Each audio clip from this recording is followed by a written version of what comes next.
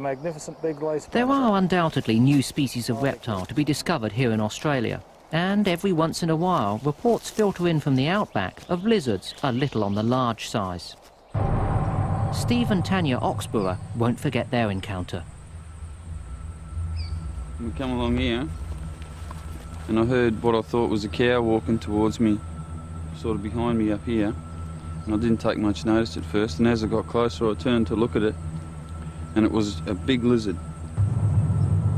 Sort of walked along here, went up there and sort of sat up where that log was. He was scary. Well, I reckon he would have been as big as me, counting his tails. His legs would have come out here and his legs would have been as thick as my legs as well. His back was probably about that high off the ground, I reckon. The way it was walking down the track here towards me, it obviously didn't care that I was at the end of the track. It was just going to walk through me or around me. I felt like it was probably further up the food chain than I was. So what did they see? Was it a relic? A reptile survivor? Because there were real monsters here, and the greatest was called Megalania.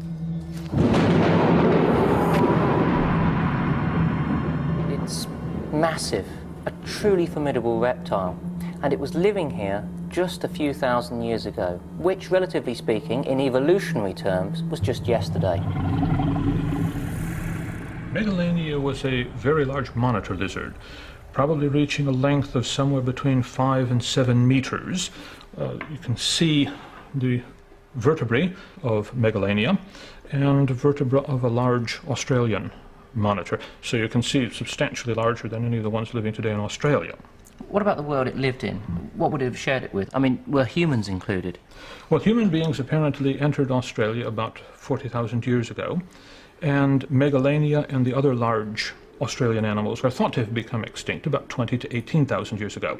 So Megalania would have been sharing Australia, so to speak, with humans for about 20,000 years. It's much more recent than things like dinosaurs, which became extinct 65 million years ago. $1 million question. Could it still exist in modern Australia?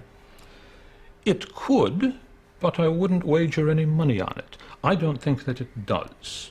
And I think that because Megalania probably lived in areas that were open grassland areas, prairie areas, and all of these have been converted to agriculture nowadays in Australia.